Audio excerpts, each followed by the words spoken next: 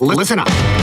Welcome to the PowerShell Podcast, the podcast for PowerShell and the PowerShell community.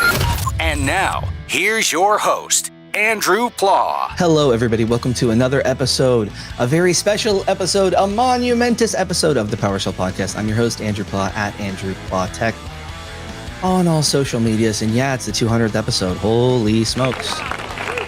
That's a big number. I remember talking to Adil recently on the podcast and talking about billions of like attacks being blocked. And I'm like, oh, numbers, when they get that big, it's not real. And I feel like, man, 200 conversations.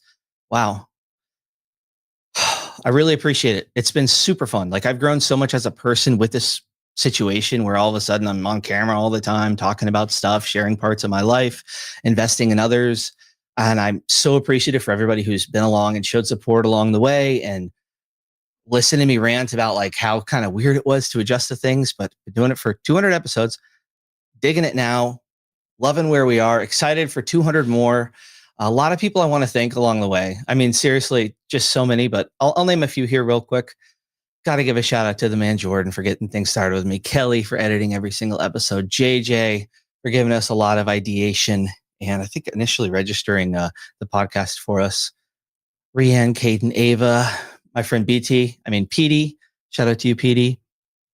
And most importantly, like all the guests, this is a community focused show. So if it weren't for having such a vibrant community, we wouldn't really be here. I wouldn't have much to talk about. So everyone who embraces the mindset of sharing what you know because it's better for all of us, shout out to you. Every single person that's working on modules, sharing your feedback, opening up issues, shout out to you. I am so fortunate that I found my place in a community like this one. I mean, of all the communities out there to like stumble upon in life, there aren't many better ones. And I'm so glad that we are all on this journey together. And I hope you all reach out and find your communities, whether it's user groups, check out the PDQ Discord, discord.gg/PDQ. Whatever it is, you got to find your community and find your people and embrace your journey because there's really fun things that can happen when you do that.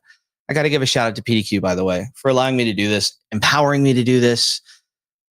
I've spent a lot of time recording these episodes. A lot of those have been during the workday, sometimes on the weekends and after hours, but they've always given me a lot of creative freedom with the podcast. And the goal has always been to just create helpful stuff for people.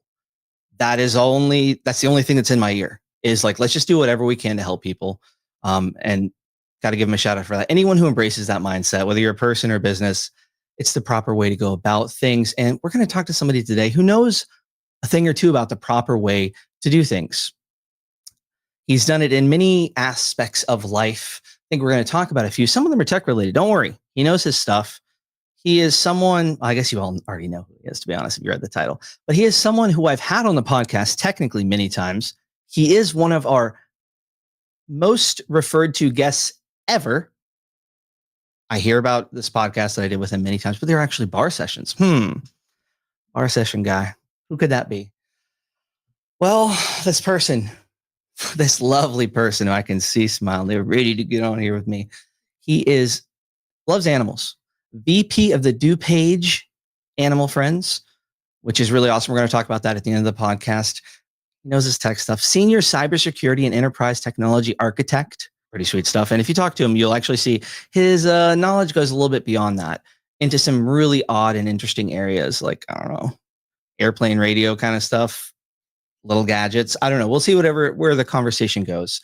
But I got to get you on here, my friend. You're a regular speaker at conferences. You're kind of doing it all. You're having a pretty major glow up and you're doing what I love to see. It's like you're not just doing it on your own. You're picking up people and bringing them with you and magnifying what you can do or what kind of stems from you by taking advantage of other people who want to contribute. So, man, good guy all around. Welcome to the podcast, Frank. I really am happy that we can do this on our 200th episode, man, because it's always a good time talking to you. I'm honored to be here for the 200th episode. That's really cool. And I don't know if it was intentional, but a heck of a coincidence on my side. So appreciate it, dude. Well, you can only know how intentional it was because, whenever you said yes, it was kind of, been asking for a while. So, but I will say you are actually the most referred to person. Whenever someone comes up to me and they refer to an episode, probably at a 60% chance it's Frank Lesniak and the bar sessions and how funny they were and how smart Frank is. Oh, and he's so nice. And there's a lot of podcasts that I make and I don't often re-listen to, not because they're not interesting, but it's like I kind of know what I'm going to say. Whatever. Yeah. The bar sessions, especially the ones we do, I'm re-listening to those. I'm laughing along. Those were some Same. good times, man. Thank you so much for doing those. Same. No, I had a great time doing those, and it's a pleasure to be here on camera. I think, and this has happened too. It's pretty funny to be with you at an event, and somebody hears us talking, and they realize that I'm me because they've only heard my voice. And that's happened a couple of times, and that's been pretty funny. So now people can see what I look like, other than maybe just looking at my photo. That's right, man. So you've been super busy lately. I know we've talked to you a little bit along your rise, but some people, this may be their first time ever hearing about this Frank guy. Apparently Andrew knows him. They've done bar sessions. That sounds like a weird thing to do. But who are you? Can you give us a little bit more context other than my short little intro I gave on sort of who you are and why you're here right now? Yeah, so I kind of describe myself as a Microsoft tech enthusiast. I've been at the Microsoft technology thing for about 20 years now. Been working on PowerShell since PowerShell launched. We talked a little bit about some of my history on that on a previous pod. And at work, I do a lot of. My team at work specializes in corporate M&A, divestitures, integrations, that sort of thing. So as part of necessity with those types of projects, we automate a lot of things and have this like very much a continuous improvement mindset. I know a lot of companies and a lot of people do that, but it's very much monetized in this situation. The sooner we can get these things done, the more money we save our clients, the cheaper we can do the work. That cost gets down. That's beneficial too. So there's a lot of reasons we like to use automation, including PowerShell. Yeah, it sounds like, everyone can benefit from it, but it sounds like in your situation, you all are more so get to benefit from those increases that you make to the way you handle things. Then, if somebody's just doing it one time, it's like, okay, so takes a little bit longer, but there's a lot of incentives to figure out the best way to do things for you. Exactly. Yeah, exactly right. And there's other benefits and other benefits too. Like if you automate it, it's done consistently every time, and so you don't have to worry as much about human error or something like that causing some kind of config mismatch or some problem down the line that you discover later. So all those things are beneficial as well. Oh yeah, it's like a lot of things. If it's right for a lot of reasons, not just for one. It's not just going to help IT. It's going to serve the business. It's going to It's going to do it all, and you get to learn cool tech skills. That is kind of the little secret too that benefits you greatly. When you do things the proper way, you get to learn how to do things the proper way. And sometimes that's going to take a little bit longer if it's your first time doing it than doing it kind of the more manual way, but then you have a really great tool set. 100%. Yep. All right, man. Cybersecurity. I like that word. We just got out of October. That was Cybersecurity Awareness Month. All right. So we're going to give an homage to that. What have you been doing with cybersecurity recently? So, long story short, I've been doing a lot of work in AWS very recently. I had a client, who basically needed some help. I can't go into too much of the specifics, but they need some help in AWS security land. We've been helping them address some security vulnerabilities that were found in AWS, and also just kind of generally auditing the environment. It's a pretty large client. They have a lot of AWS accounts, and for those that aren't as, I know there's a lot of Microsoft people on this pod, and you may not be as familiar with AWS. AWS is a very distributed identity and access management structure. Essentially, there's individual accounts which are very similar to similar to subscriptions in Azure, but more like at a resource group level. It's just things are done very differently, I guess is what I'm trying to say. And accordingly, a lot of the identity, a lot of security related matters in the cloud are related to identity, as you probably can expect. And because of this sort of distributed structure in AWS compared to other cloud providers or other platforms you might be familiar with, it's a little bit more challenging to work through making sure that every privileged account has MFA turned on and enumerating okay, what are all the privileged accounts in the environment? Just giving a succinct answer to that question is, I think, pretty challenging. And that's not a knock on AWS. It's an intentional design decision they made to kind of distribute some of that identity dependency out. And so you get, put it this way, I guess, if there's an issue with Entra ID, it's taking down a lot of things, right? Potentially, because it's a shared service across everything in Azure. That's not really the case in AWS. There are some things that hairpin that way, but not as much. So it's an intentional decision. I'm not saying it's the right decision or the wrong decision, but it's an intentional decision on their part, and that creates, I think, some cybersecurity challenges. But it's not all bad. There is a really nice AWS PowerShell toolset that I've been able to use to get a lot of things done. I don't think a lot of people are aware that AWS has a really nice set of PowerShell modules available, much like the AZ modules in Azure, that can help you do a lot of these things. They're very well written. They return very rich objects and things you can manipulate very easily in PowerShell. And that's made the job, I don't want to say easy because there's a lot of challenges, but it's definitely helped versus, running the CLI or trying to do things through the graphical interface. That is definitely true. AWS does have some serious PowerShellers who know their stuff. They've been to PowerShell Summit and stuff. I would love to have an AWS episode of the podcast. I think it's a little harder for them to get approval to do certain things.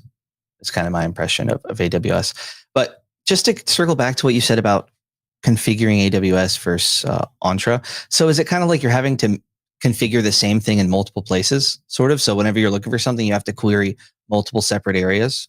Yeah, exactly. It depends on what we're talking. I was talking about identity before, but let's say we're talking about AWS config. AWS config is the lowest level product, I guess, in AWS's stack that lets you evaluate your configuration stack and report back on config mismatches. Maybe you're not in compliance with like a well-architected framework or the CIS benchmark or whatever. So, one of the things you'd want to do if you're in AWS is make sure that AWS config is turned on in every account and in every region within each account where you're hosting infrastructure. And so even just auditing that, if you think about that, just what I said, you have to first enumerate all the accounts, then you have to enumerate all the regions. You have to determine if the region is active or not. And then you have to check to see if config is there and turned on and reporting and collecting everything that you expect. I actually ran into an edge case situation on this client where config was turned on and everything appeared to be good. But when we got into the details, I found that there were some issues with root accounts and that things that should have been flagged that weren't getting flagged. Turns out some of that stuff was disabled in config in that particular account. So it wasn't being assessed and it wasn't sort of obvious. So anyway, just, you got to kind of peel the onion a bit more, I feel like, to get some of this information. Would you say that I'm reading into things. I've not done anything with AWS, but maybe Azure is more next finish, like on the low end, like you can next finish sort of. Mm-hmm. Whereas AWS, you sort of need to be leveraging a tool set. Like you're not going to be next finishing. If you know what AWS, I mean, like a wizard, install wizard. Yeah, I know what you mean. I guess like anything, it depends, right? Like most products in AWS have effectively like a getting started wizard that kind of gives you the most common options to get going with whatever it is. It'll use a managed service principal or and managed identity, in other words, for each of the services to do their thing. You can also customize things quite a bit.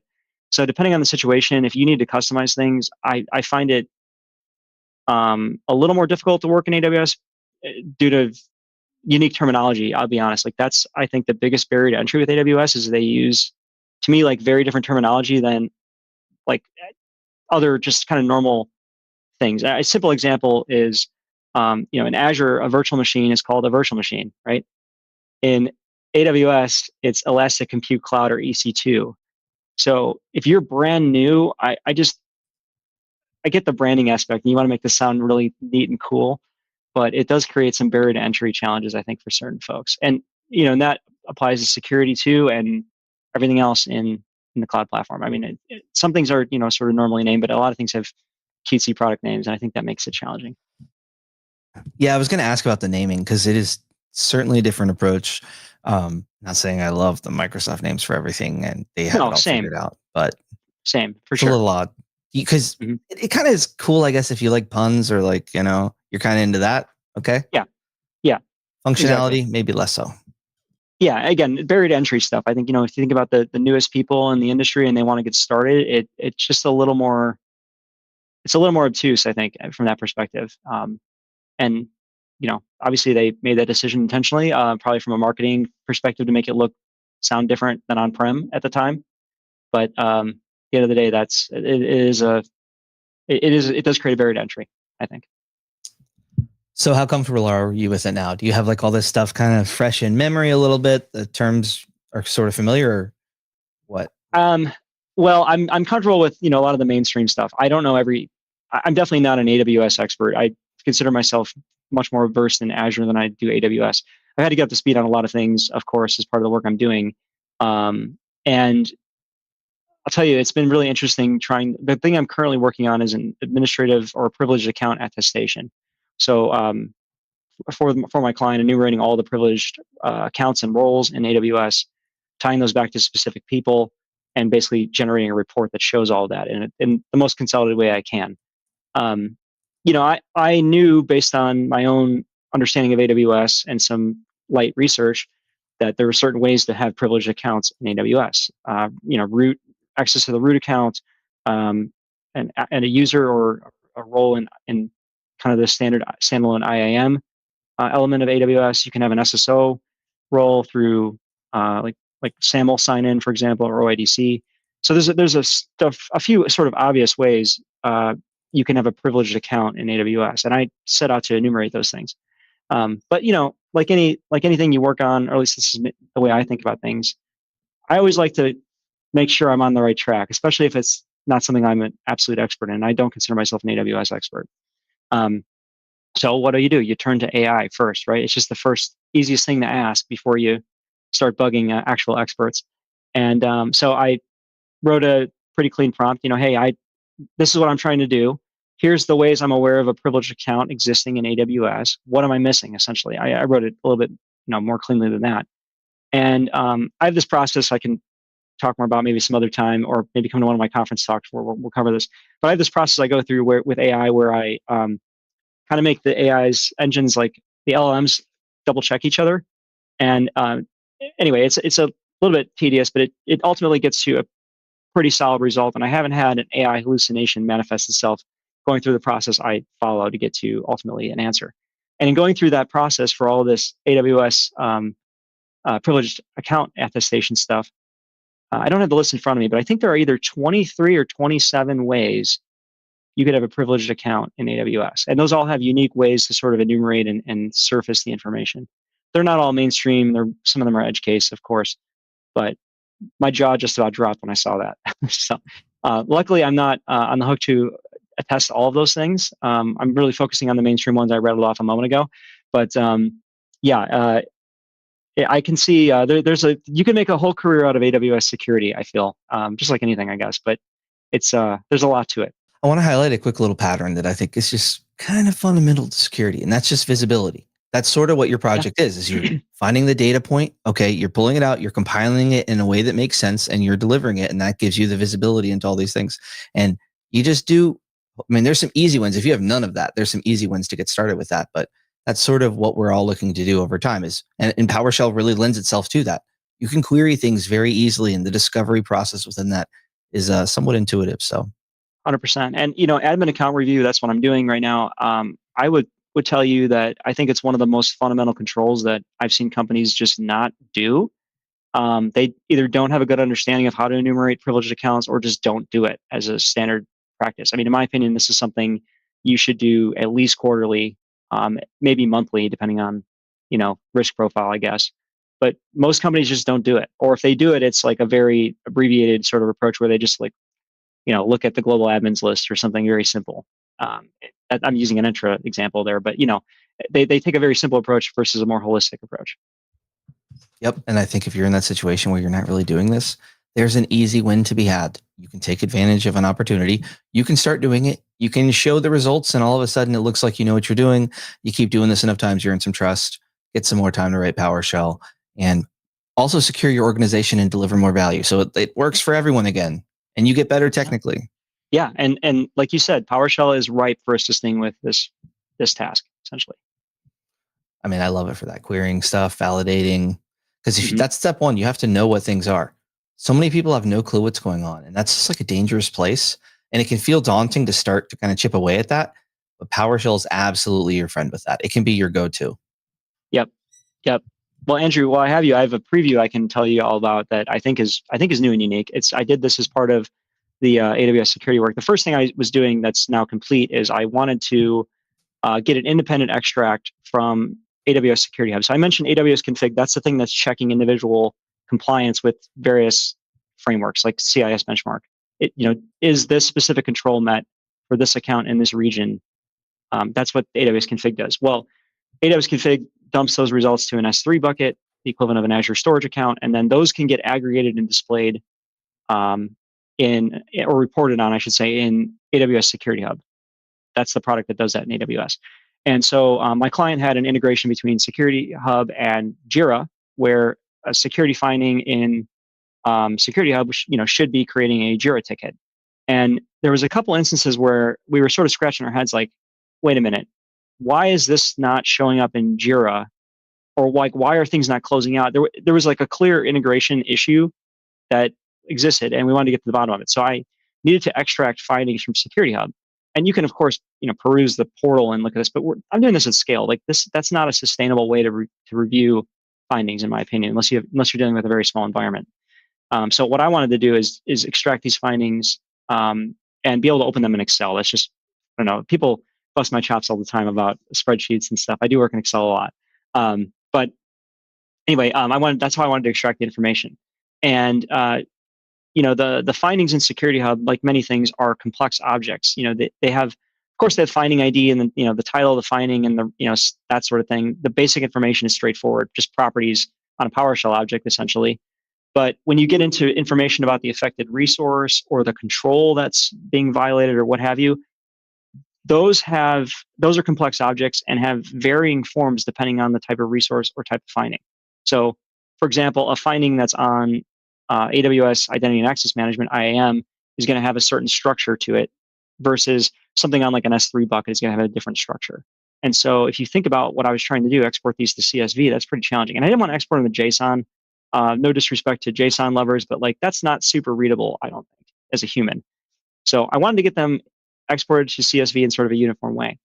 And I started, initially, I'm sure many people listening have done this, where you start kind of throwing a dart at the problem.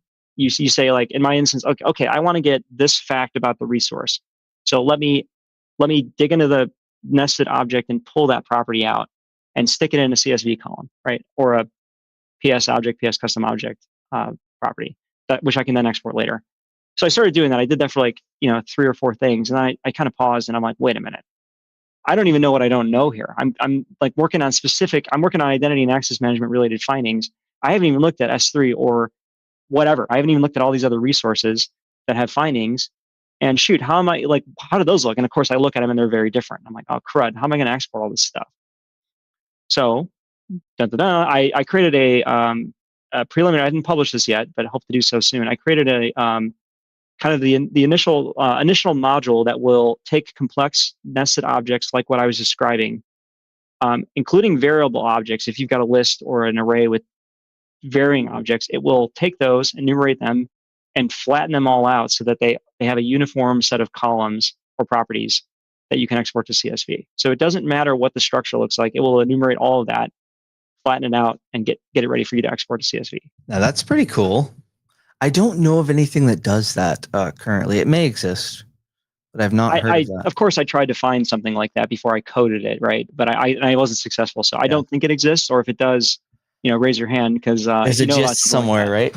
Yeah, maybe it's on somebody's GitHub and it's just not known. That's possible. Yeah. But so can I restate it just to make sure I'm fully understanding? So you got some data and you got Excel. Excel, it's just like one layer, right? So if you give it an object with nested things, which would be like the equivalent of needing 2 cells, well, how would you do that? So how do you approach flattening that? And flattening is like taking the multiple steps of like parent and child and making it all in one so you can see all of it. Yeah, exactly. So the way that it works, the way the algorithm works is it's recursive, and you can set a limit to how deep you want to go. Because I'm sure some of the Uber PowerShell nerds are already like, "Well, Frank, wait a minute, this can go on forever," right? For sure, that's true. But you can set a recursion limit basically, and so let's say you set it to 2 or 3 or 4. It'll go into the nested property. It'll at high level, it'll kind of figure out, okay, can this easily be converted to a string? If so, great, we'll convert it to a string. And we'll take as far as like the property name for that thing we just extracted, we'll take I'm being a little flippant here with the algorithm, but basically we'll take the parent object, the parent property, its name, put an underscore, and then put the new property's name, right? And so on and so forth. You can see how that would build out with sort of a long property name as a result of that, but it's guaranteed to be unique in terms of how you build that out. And then if I encounter a more complex object that's not convertible to a string or not enumerable in that way, it treats it as either a collection or a more complex object that needs, sort of sub-enumeration. So for arrays, it'll kind of do the same thing where it looks at each element in the array. Again, you can set a limit as to how many of those you surface into their own individual properties. Like maybe you only grab the first 5 elements, or for more complex object, it just continues the recursion down. Frank, I got to say, I love it, man. And for everyone out there, Frank, where can they find this? Well, I haven't published it yet, so with apologies, haven't done that yet. I need to finish this project. I need to then clean the code up a little bit. I'm giving you a hard time, just so you know. No, it's okay. It's okay. I do intend to publish it though. So maybe I'll do a quick demo of it on a PowerShell Wednesday coming up and get some feedback, and then we can get it out there. Oh, PowerShell Wednesday. I think that's every Wednesday at 2 p.m. Eastern. Haven't missed a single Wednesday all year. I've gone on trips. I've taken it with me, friends. We're here. We're growing together. Thank you for that. So I got to add more to that though, because all right, you're going to create this into a module, right?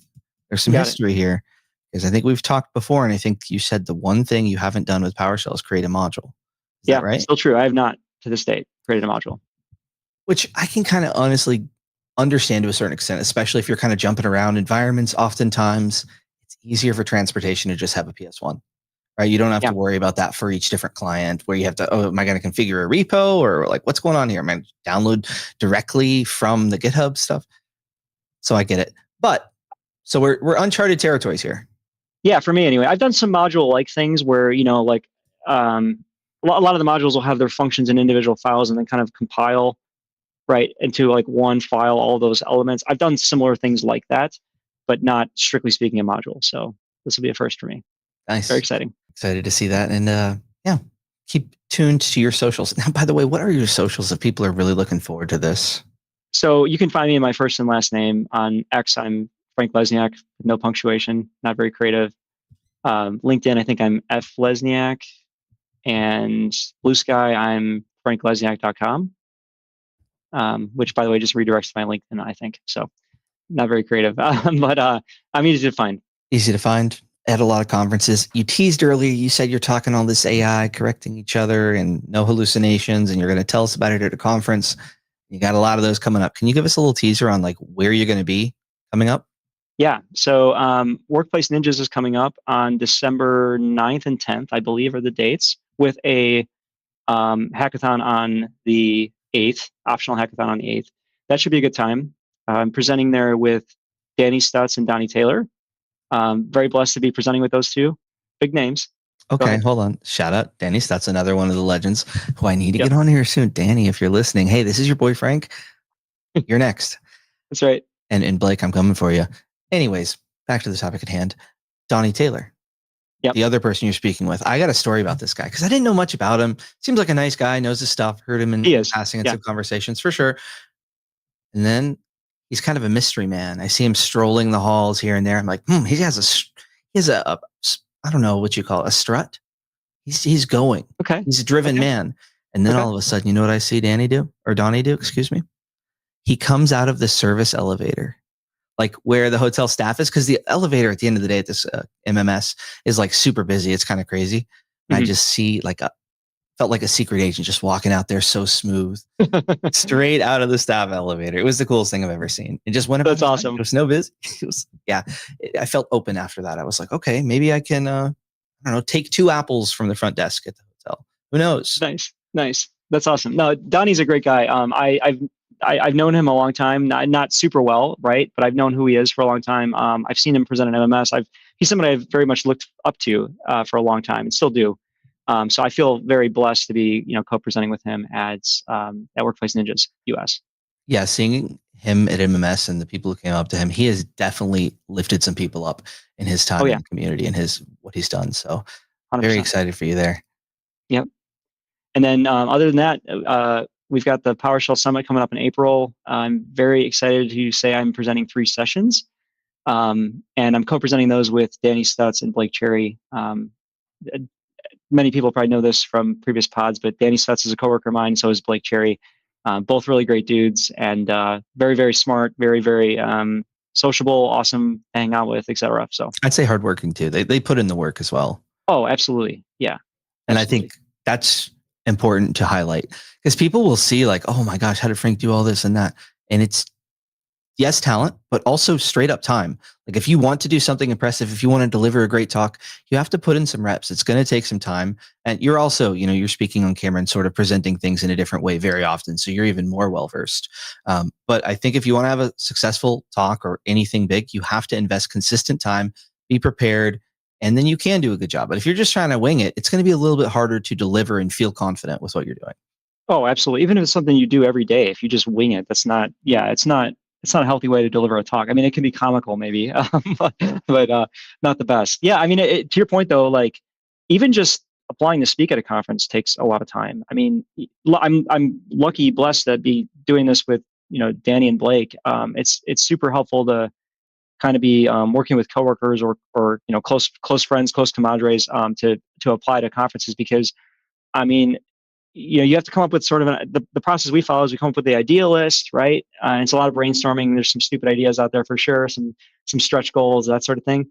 But we come up with the idea list. We prioritize the list as a group. Like, what do we think is something we really want to present on? What do we think is likely? So, there's a lot of things that go into that, but we basically prioritize the list and then we divide and conquer up. Like, okay, this one is clearly a Blake topic because he's the one working with Terraform and M365 DSC. This one's a Danny Stutz topic because it's AWS or whatever the case may be. But we sort of divide and conquer who's owning which talk, and then we have to write up the proposals. And that whole process, I mean, I think easily can take 40 hours of effort for one person to work through, right? And then there's 3 of us working on this, so it's a lot of time. That's just to apply to speak, and then of course the prepping and everything else takes time. We start early. We're pretty disciplined with putting stuff on the calendar once a week to make sure we're making progress. So we're not scrambling at the last minute. Then you got to do dry runs and everything else, make tweaks. So yeah, it's a good amount of effort, but it's worth it. It's very rewarding. I really enjoy presenting to the community and kind of giving back in that way. It's also just honestly fun to do the prep. I know it's a lot of work, but it is fun.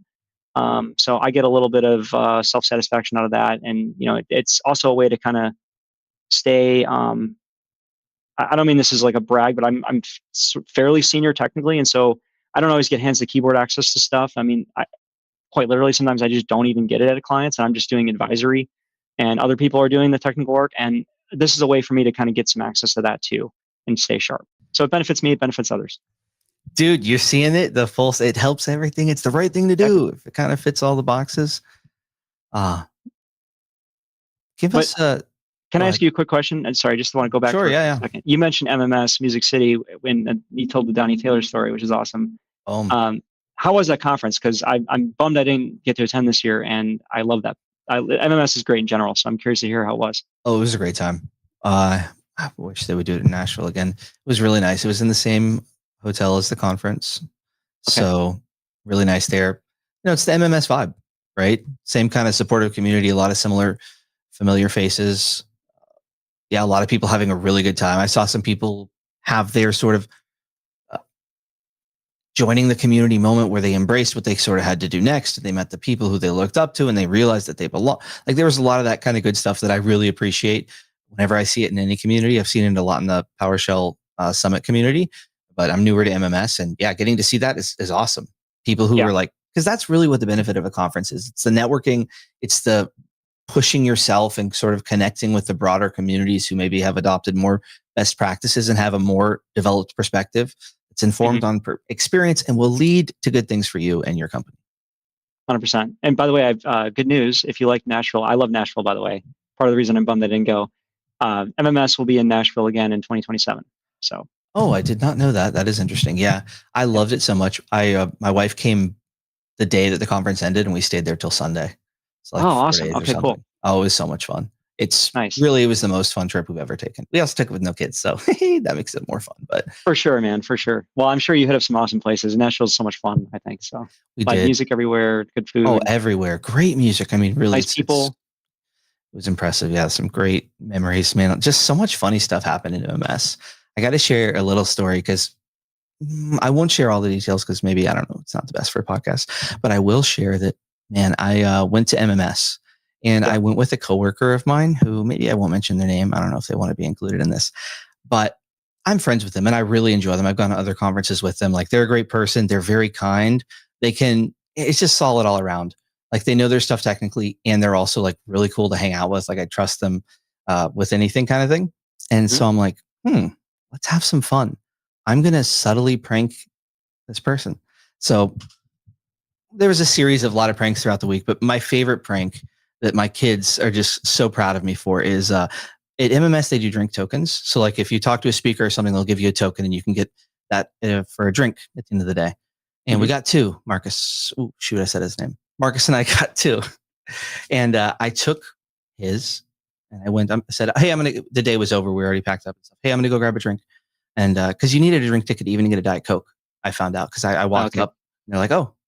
So gave him one and I still had his. So I come back, he's looking everywhere. His backpack's open. And I kind of actually feel bad about this at this point. But I see him and I'm like, I'm a dad for a while. I'm a fun uncle. So I know a couple magic tricks. And I do the classic coin behind the ear. Boom, and I pull the drink token. And he doesn't realize it was a magic trick. He thinks it was actually on his shoulders. He was like, how did it get there? Like, what happened? I eventually told him a day later, but man, I feel bad actually looking back on it, but I had such a good time. We kind of went back and forth with very subtle, innocent pranks like that. Nice. It was a good time. We got pranked in the end by some customers. I'll say that. Oh, nice. Okay. Very cool. Yeah, man. Good times. Good times. Nothing. It was probably the most memorable conference I've ever been to, and not for crazy reasons. It's just so many funny, interesting things, like full circle moments that came by. There was one night that somebody was walking by and looked like they could maybe use some hydration, we'll say. So I gave them, I like getting electrolytes and stuff like that for people at conferences. We talked about this. Yep. Yeah. I just love it. Why not? It's like, I got $10 for the company card. I mean, and I can give like a few people something that really helps them out. But anyway, someone was kind of struggling. I gave him that drink, but the person who was with him kept denying me. And I was like, wait, why? Just take it. It's like, I have a bag of 4 of them here. Take one. Like, no, we're okay. I was like, okay, whatever. I ended up giving it to him like kind of forcefully because very clearly needed it. Fast forward to the end of the week. We're hanging out, having some good talks about how the week went and whatnot and sharing some stories. And I realized that the 2 people I'm hanging out with are the 2 people I interacted with, the one guy who could have used the drink and the other person who was declining me giving him the drink. Well, it turned out he thought that I was like begging on the streets for the money and I just got enough to go to the gas station and got my stuff and I was giving him. So he was like trying to be nice. No, you keep that. Yeah. Oh my God. Dude, I was like, wow, I'm great first impression. I guess I need to upgrade the wardrobe just a bit. Not what I'm trying to give off. I was just hysterical, man. Dude, the worst one though, my most embarrassing conference story happened here. I have to share it. I'll probably post it on social media because I just got to vent about it, man. Because it was a lot. First day of MMS, I mentioned the conference, there's one hotel, everybody goes down it, right? I'm going down and I'm on like the high floor, 19 or something out of 24. As we go down, conference is starting soon. More people are just getting in for the conference, right? Eventually we're on like the 12th floor, it's packed and I'm in the front right corner. And then there's somebody comes in and, I try and be polite. I don't want to like bump shoulders with some lady or like just stand in a way where she would have to bump into me. So I kind of scoot forward, bump into the front of the elevator thing. And we go down a couple more floors and you hear a ringing. I'm like, oh God. I look down. I see the elevator call light right by my arm is lit up and the answer, and it says for some reason, what was it? Loss prevention. How can I help you? And I just say nothing, hoping that they hang up. Hello, is anyone there? I'm like, I have to say loudly on the thing. Sorry, someone accidentally called you. You can hang up. What? You can hang up.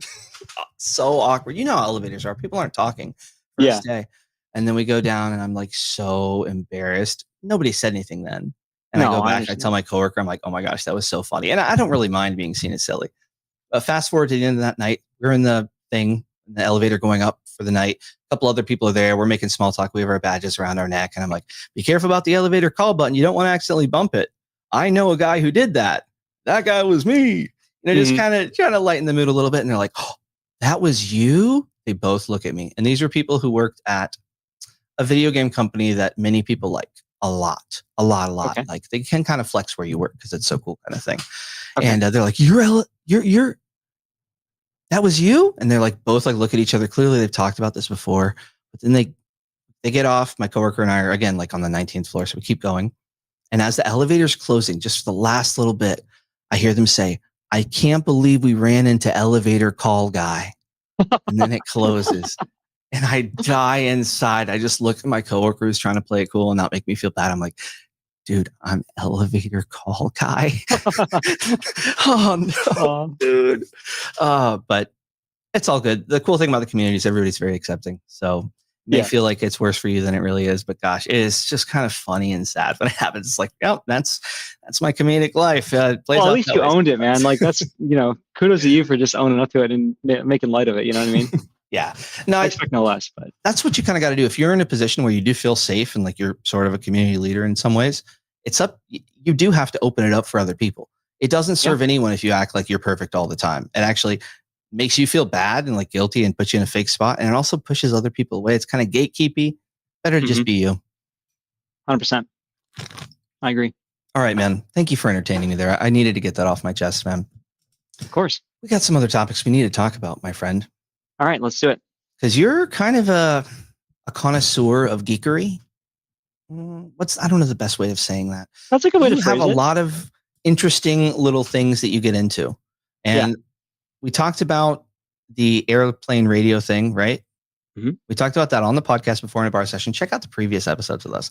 They are fun. I'll actually have a link to each and every single one in the show notes because they're absolutely worth listening to. But so you were geeking out over that for a while, maybe you moved on. What are you geeking out with now? What's kind of entertaining you? Maybe it's work related, maybe it's personal, maybe it overlaps. Yeah, it's personal. So I can't remember if I mentioned this on a previous podcast or not, but we're planning a pretty significant construction project at my house.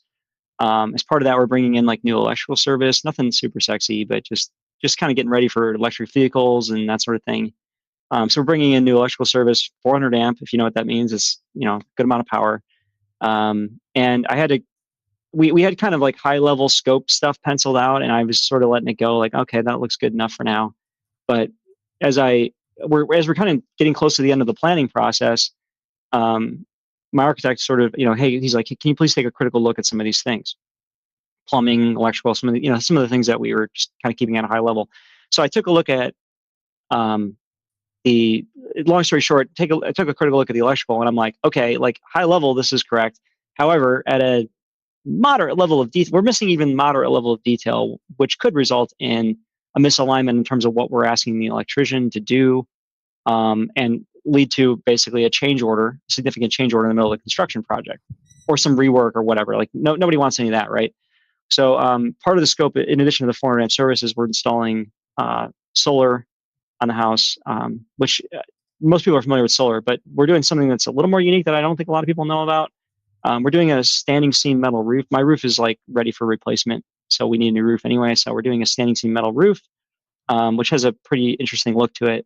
We're gonna get one with a darker color, and if you have a metal roof of this nature, you can actually get like a stick-on solar film, which can be factory installed even. And the cool thing about that metal or the solar film is you really can't see it. Like I went to my architect sort of referred me to somebody he knew who got solar put on his house and was like a big enthusiast. He's like, we got to go talk to this guy Rick. Shout out to Rick, by the way, in Oak Park. But anyway, we went over to Rick's house, awesome place. And he showed me his solar equipment in the house. He's like, okay, let's go out back and take a look at the actual solar film. So he takes me out to the alley, and he had solar on his detached garage, and it's more like a garage mahal. This thing was huge. And he's like, yeah, so it's up there, and he points at the roof. It's it's a metal roof. And I'm looking at it, and he's talking, and it's one of these things where like somebody's talking, and you sort of tune them out because your brain goes into a little bit of a panic. Like, I don't understand what's happening, that sort of panic. And so I don't even know what he was saying. And I was just looking at his roof and trying to, with my eyes, find the solar panel or the solar film. And I couldn't even see it. It took me about 10 to 15 seconds to like visually lock in on what was the solar film on this guy's roof. That's how like not obvious it was, at least to my uninformed eye. So anyway, that's a bit of an aside, but if anybody's interested in solar and you need a new roof, that could be a good option. But basically designing all of this electrical system stuff and incorporating solar, and we've got a standby generator. There's just a lot of things going on. Happy to explain it more, but it's a pretty complicated electrical design. And I'm just doing this like kind of initially, right? Like, I mean, at the end of the day, we need to get an actual electrician involved, and we need to get an actual solar engineering company involved to make sure that the design spec is correct. But for now, I'm just trying to get it like directionally correct. And even just doing some of that has been like, oh man, we've probably missed a lot, like tens of thousands of dollars in scope on some of this stuff. And so I'm glad I'm doing this. That's been taking up a lot of my time lately, is just getting through that design and a lot of those details and learning along the way, because I'm not an expert on this stuff, But do you sort of already do some project management with your current role, sort of managing Oh, priorities and things like that? absolutely. Yeah, absolutely. That's old hat to me. Like I do that stuff all the time, I guess, in a lot of ways. So yeah, I'm familiar with, I guess, like the base skills to lay things out in a plan and stuff like that. But even right now, it's pretty analogous to like IT architecture, because I'm like, I'm sort of making sure I know what the components are and how they fit together and how many of them I need and that sort of thing. In some cases, it's like industrial equipment and things that are a little more obtuse. So it's not, to be totally blunt about it, I can't just go ask ChatGPT like, hey, here's what I'm trying to do. What equipment should I buy? I've done that, of course, to try it, and it's been extremely wrong, like so wrong that I can't even fill in the blanks based on its answer for some of this stuff. So it's been quite the journey, and been doing a lot of reading along the way. Nice. Yeah, I think you have been primed for learning new things and adopting the skills and adapting with sort of what your careers has looked like, I think. I think that's fair. Yeah. Yeah. And especially being in consulting, it's just kind of nature of the business. You a lot get of staffed reps. on varying, a lot of different situations you're staffed in, and a lot of different client scenarios that are different, and all that sort of thing. Yeah, you get an actual look at the industry and kind of tech at large, and can have a more informed perspective for sure. And a lot of other people as well. All right, I got to circle back. PowerShell Summit. You're going to be there. Oh my gosh, that's going to be awesome. November 17th. No, that's when the on-ramp program is over. So the scholarship, excuse me. I'm going to plug that in a second. April 13th. The week of that is when PowerShell Summit is.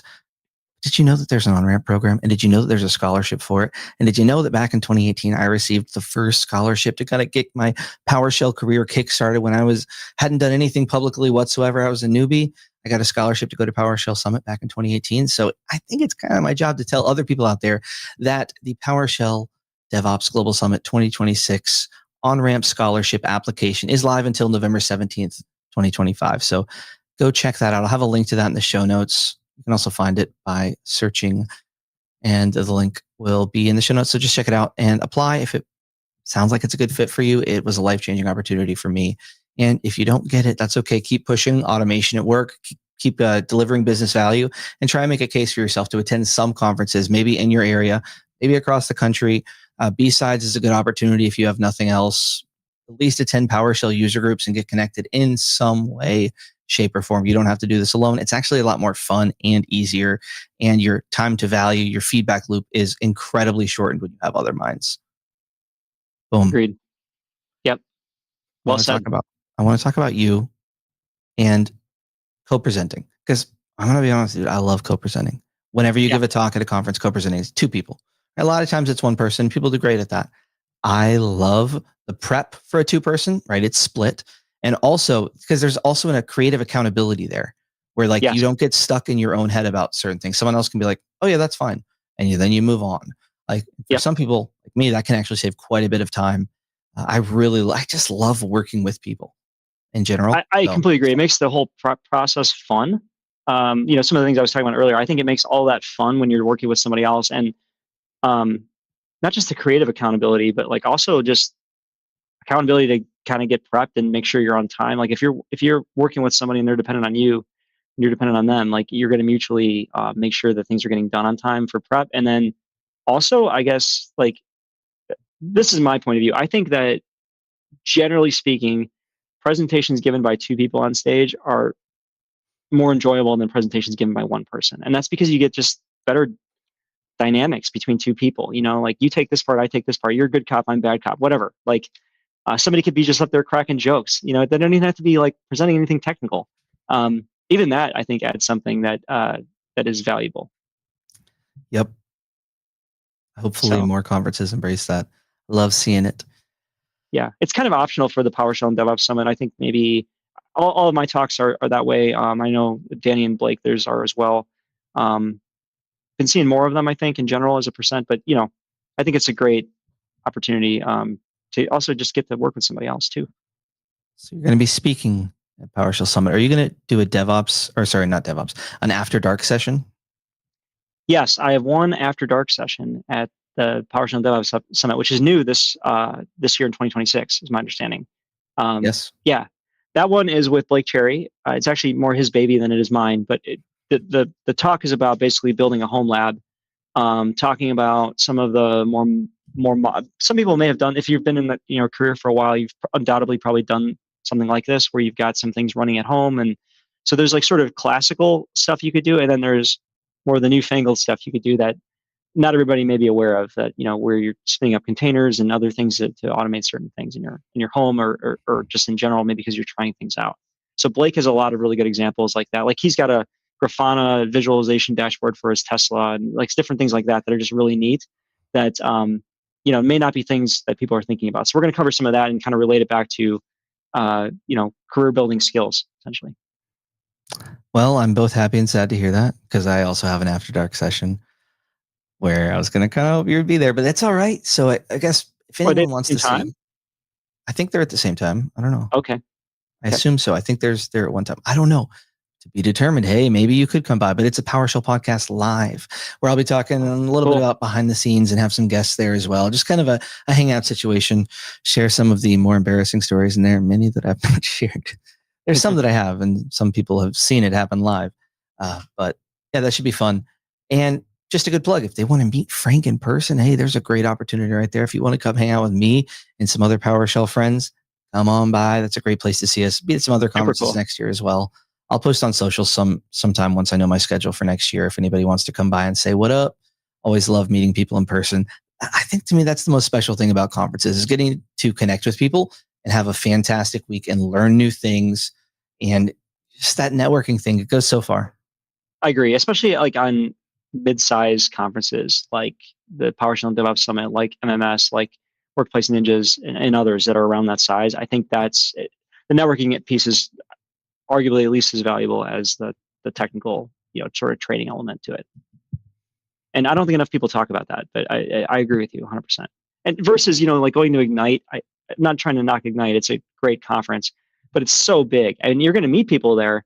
But unless you go way out of your way to meet back up with said people, it's really difficult to like meet people on evening one, have a great time hanging out with them, and then meet up with them later in the conference. It's just not going to happen automatically, or sort of naturally. You have to like really make it happen. Yep. At conferences, even smaller ones, I do find myself, if I like someone and want to hang out, or maybe they're into PowerShell and I think we could have a great chat, I connect with them on LinkedIn. That way I can see their face and their name. Because a lot of people, you might forget it if you just get their phone number or a Discord username and random profile picture, which I get a lot. Yeah, shout out to LinkedIn. The little scan QR code, quite nice. Yeah. But I want some more nerdery, man. Okay, let's do it. Retro gaming. Okay. What's up with that, man? You mentioned retro gaming. My son is super into that, so I have to ask you about it. Oh, very cool. Yeah. Well, there's a lot we could talk about with it. I'll tell you, I'm not a cartridge collector. I don't do that. Cabinet? I have. You mean arcade cabinet? Are you a cabinet collector, or is this just consoles? I'm more in like the emulation and in the physical console in some cases. Yeah, I use questionably legal flash carts in some cases for testing purposes only, and of course only free games or games I commercially purchased. And also some of the newer consoles are FPGA based, which is pretty neat. For folks that don't know what, so FPGA stands for Field Programmable Gate Array, which is probably not helping anybody understand what it is. Essentially, it's a very large, physically large microprocessor. Not microprocessor in the traditional sense. It's a physically large compute unit, I'll say, that has a bunch of circuitry in it that lets you program said circuitry. So in other words, you can use software to define what you want the hardware to do at the hardware layer, not at a software layer, and program the FPGA chip to make it so. So as an example, in college, I took a class using FPGAs, and we built a video blackjack machine. And so we built, obviously, the game logic. That's all in hardware. It's the equivalent of like using and OR gates and all this stuff and stitching this all together. A video adapter, at the time it was VGA. So we built a video card essentially that rendered the cards. It was crazy stuff, but it's FPGA. So what that means for retro gaming is you can, using one of these like kind of somewhat commoditized chips, you can, this, not you as in you or I, but somebody who's really smart and really not that we're not smart and not into this, but like really into the low level stuff, can describe the original Nintendo or Super Nintendo or whatever in what's called I think it's VHDL is the language that's used with this stuff, and basically you can program the chip to assume and act as the original hardware pretty closely. It also lets you do cool things like, yes, I'm assuming the original hardware and operating as close as I can, but also my physical hardware, my board, has an HDMI output. And so I can manipulate the video signal and render it out via this HDMI output, as opposed to having to like upscale it and do all this other stuff with it. Okay. Now, I'm kind of guessing this only works for like older consoles. Like you wouldn't do this for like an Xbox 360. No, at least not yet. Not with the technology available right now. No, not Xbox 360. I think the most modern you can get is really like right now PlayStation 1 and Nintendo 64.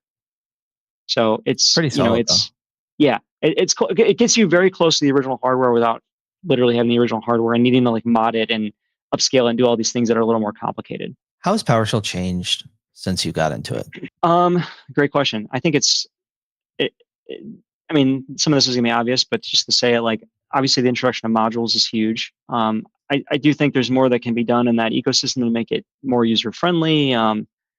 Things like checking to make sure a module is installed and up to date is still difficult. I've written some tooling to help with that on my side, but like that ecosystem needs some improvement, but it's generally very helpful to be able to pull down these, well-developed packages essentially and put them to use. That's amazing.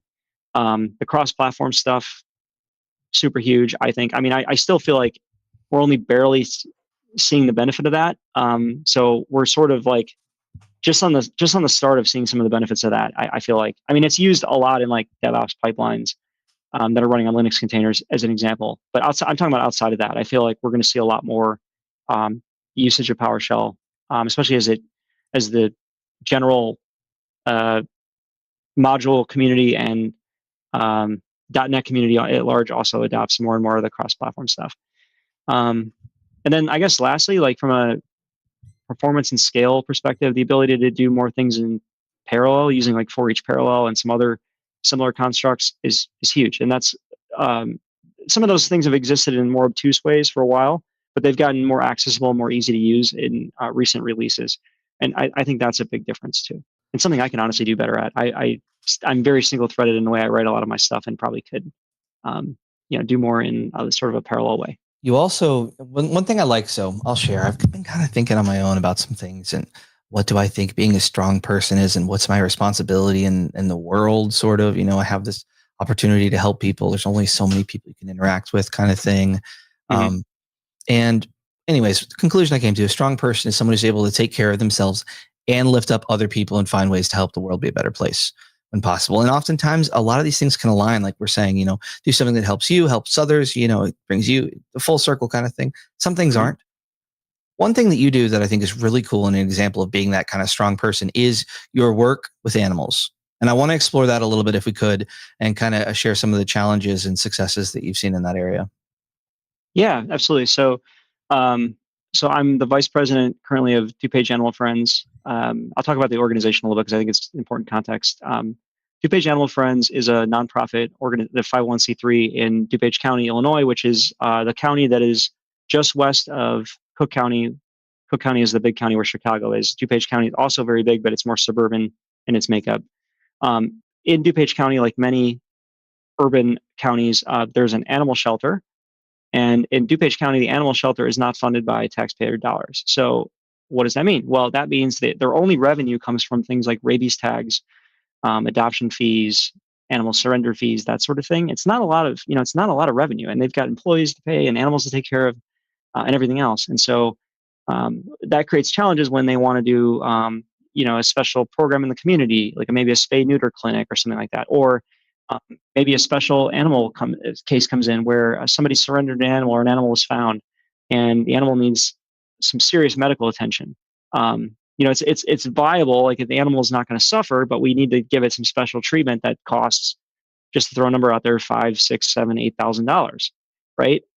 Under normal circumstances, without I'll say our donors, without our donors, and of course the organization is the vehicle. Those sorts of animals we get put down in this sort of situation, which is unfortunate. So I really feel like we're able to kind of help make sure that animals have a great, positive outcome, at least to the extent we can, knowing that, I guess I forgot to mention this, DuPage County Animal Shelter is also an open admission animal shelter. So they have to take in any animal, any pet, I guess. They don't take in wild animals, but any pet or any domesticated animal that is sort of in their jurisdiction. So cats, dogs, yes, of course, snakes, reptiles. But the thing is, they sometimes get dangerous dogs, and a dog that has a history of bites. They sometimes take in animals from, you've probably seen the show Hoarders, or one of those somewhat horrific shows. There's animal hoarding out there, and so sometimes they take in animals as a result of that. I think earlier this year there was 150 something parakeets, I want to say. Don't quote me on the exact number, but it was in that ballpark. Somebody had that many parakeets in an apartment, and obviously the police got involved, and they basically seized those animals and found them rescues and stuff. So it's all about, Wow. like, we don't know what's going to come in the door or when it's going to come in the door, and just making sure that those animals get a positive outcome. But one kind of cool stat I can throw out there that is, I think, really neat is there are, when you talk about animal shelters, most talk about, they kind of tote being a no-kill shelter, right? And how do they achieve that? Well, they control their intake, right? They don't take in animals that exceed their capacity. They don't take in dangerous dogs or hoarding cases or animals that are so sick that they need thousands of dollars of care that the organization can't support. So that's how most organizations achieve that no-kill status. No-kill, by the way, I'm pretty sure I should know this for sure, but I'm fairly confident it means 95% of their intake has a positive outcome. They get adopted, what have you. Because it's just, things happen, even in a controlled situation. An animal could get sick and pass away, or so there's a percent that always don't quite make it. Again, that's very challenging, as you might imagine, in an open admission animal shelter. But like, through the leadership at the shelter and at the county that's supporting the shelter, and through our donors and the financial windfalls we'd have from them, we this last year we got to a no-kill status. That's not a goal, because we don't think it's necessarily sustainable every year, depending on what happens. But it's amazing that we were able to get there, and so that's, I think, one of our biggest success stories. Wow. And again, just to reiterate, so you just accept all animals, no questions, kind of thing? Yeah, exactly. Yeah, I mean, obviously, if an owner comes in to surrender their dog or their cat, there's some kind of coaching and counseling sort of given to try and, hey, what's going on? Is there some way we can help you proactively to kind of get you out of this situation where you feel like you have to surrender to this animal? Obviously, those things happen too. But yeah, I mean, exactly. By law, they have to take in any animal that comes in, essentially. You've been doing this for a while? Yeah, I'm almost at 10 years on the board with DuPage Animal Friends, which is pretty cool. It's been a long journey. What do you get out of it?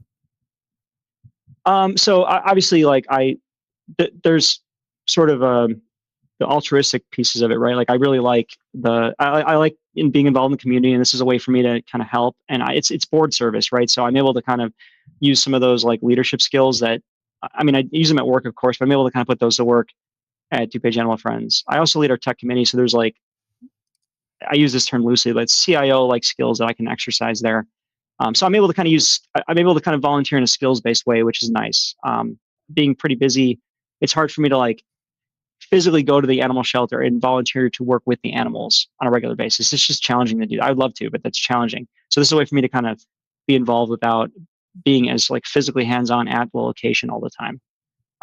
Besides that, though, I really enjoy and it felt like I've learned a lot from a leadership perspective doing this. I know, being a board member, I know how board meetings go. I know sort of the procedure to go through a board meeting, and I know what materials should be prepped for them. I've done some things like, and a lot of this is, AI has been sort of a blessing in the last couple of years for some of these things, but like very recently I did a bylaw review of our bylaws. I'm not a lawyer, but I was able to use AI to kind of do a first pass at that. And I use that technique I referred to earlier, where I use multiple AIs to kind of cross check and fact check and make sure everything's accurate. But I found some specific things in our bylaws where we're out of compliance with state law, and nobody knew that. So anyway, I'm getting down a rabbit hole, but the point is I'm able to kind of exercise some of these like more very senior leadership skills that I think will help me later in my career. Like if I do want to go for CIO somewhere or something like that. I mean, I've done all the budgeting. I've done a lot of this stuff, and so I've got some of those skills built as part of that process. So I mean, honestly, I would encourage anybody who's kind of like already at that manager level in tech who wants to kind of get the next thing without, kind of get some experience and kind of build toward the next thing. Board service is a great option for that, I feel like. Some good advice. The only board invites I've gotten are scams on LinkedIn. But yeah. I think it's a great use of skills though. And I think a lot of us, what we want to do is take our experiences and the time and effort we've put in and use them for the most impact. And if you could do that in some way outside of just strictly, whatever tech community you're in, I think that's a really cool thing to be able to do. Yeah, I mean, I would say, if you're looking for board service opportunities and you're new to it, you got to be really patient. It's going to take time to find the right opportunity because you want to join a nonprofit that you care about, right? So it's got to have a cause you want to support. So be patient. You'll find it eventually. You can also, if there's certain nonprofits you want to work with in like a applied skills kind of way. I mean, these nonprofits love skilled volunteers. I would reach out to, look them up on LinkedIn, find out who the president is or something similar, reach out to them on LinkedIn and say like, hey, this is kind of like what I'm looking for. Do you guys have a tech committee that I can join or, anything like that? I would love to, see if I can help with something. I think they would love that. I might have to put it off for a year or two because I just realized I got to cut some things out because I can't handle what I got already. So yeah, but that's the goal, as life changes and things like that, it's always good to be open to really cool opportunities. And the reason I phrased it like, what do you get out of it is because I just love on the show. I love celebrating people who are doing good things like you are, where you're using your skills for good. And anytime I see that, I love it. But I also love highlighting how it's not necessarily always a completely selfless thing. There are things to be gotten out of this. There's benefits to your life. You feel good. You're invested in your community. You feel connected to the world around you and like you're part of something. There's a lot of very real benefits. Also the skill building, like the same kind of thing we talked about earlier. There's kind of some great themes in this episode that I love highlighting. Yep, exactly. Boom. Man, I've been holding you here for a while. I've just loved our chat. It's always great chatting with you, Frank. If you have a message for the people, what would it be? Message for the people. Let's see. I think I've said this before on one of the bar sessions, but just so everybody knows it's real and not just because we're in the bar. Make sure you bet on yourself, right? You're in control of your own destiny.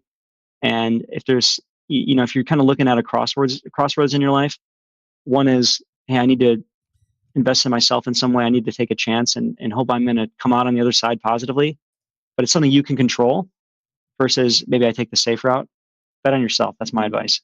I think as long as you're serious and you're committed, you're going to have a good outcome.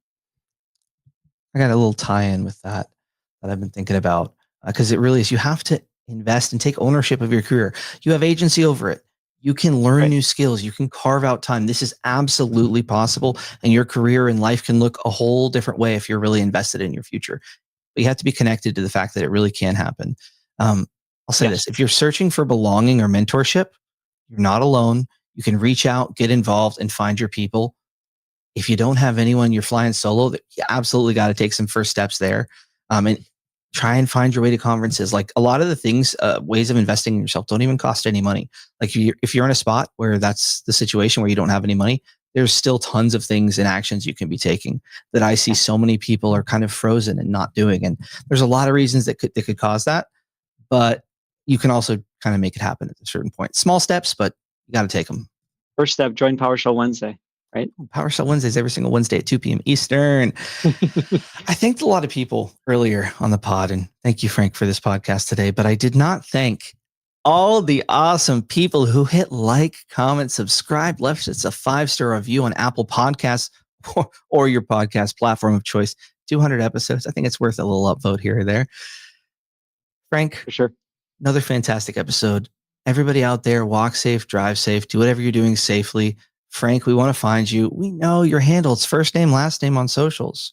Is there anything else you want to plug before we get out of here? Maybe a little donation page to the animal? Animal if anybody wants to make a donation, DuPageAnimalFriends.org. That's DuPage, DuPageAnimalFriends.org. I appreciate it. I'll send you $100 from Andrew. And everybody, come on, let's see what we can do. Yeah, send me the link. I'll put it in the show notes, though, for real. Okay, sounds good. Say what up to Frank. Give him a follow. Give me a follow at Andrew Pla Tech. I'm posting a lot of clips from the podcast on socials. Frank, you might have a clip or two out there. Who knows? We'll find out in a couple of weeks here. Thank you, everybody. Thank you, Frank. Goodbye. I just hate saying goodbye. I love the people so much. I like talking to them. They're my friends. PowerShell community, it rocks. Woo! Thanks for listening to the PowerShell Podcast. The PowerShell Podcast is a PDQ production, making device management simple, secure, and pretty damn quick.